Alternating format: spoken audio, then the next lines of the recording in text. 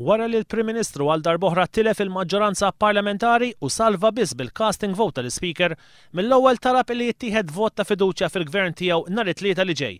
Dan minħabba sitwazzjoni instabbli li sab ruħu fiha wara l-vot dwar il-mozzjoni ta' sfiduċja li ressaq il-Partit Laburista.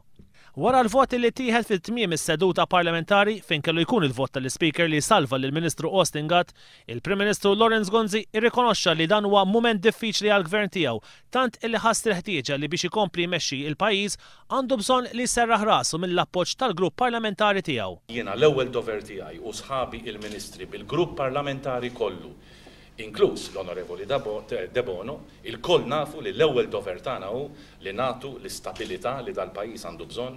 Immedjatament wara id-Deputat Nazzjonalista Franco De Bono qal li huwa se jivvota favur il-mozzjoni ta' fiduċja fil-Prim Ministru Lawrence Gonzi u li kienu illi jippropona lill-Prim Ministru biex jitlob għal dan il-vot ta' fiduċja. Fl-ewwel reazzjoni tiegħu wara li naqsitlu l-maġġoranza parlamentari tiegħu, Lawrence Gonzi ħabbar illi ressaq mozzjoni għall-iskrifan tal-Kamra biex ikun hemm vot ta' fiduċja fil-Gvern. Ma kelli ebda eżitazzjoni il-lejla 10 sekondi wara li ġiet dikjarat il-vot li nippreżenta mozzjoni l-iskrivan tal-Kamra li fiha din il-mozzjoni il-Kamra qed tiġi mistiedna tiddikjara l-fiduċja sħiħa tagħha fil-Gvern.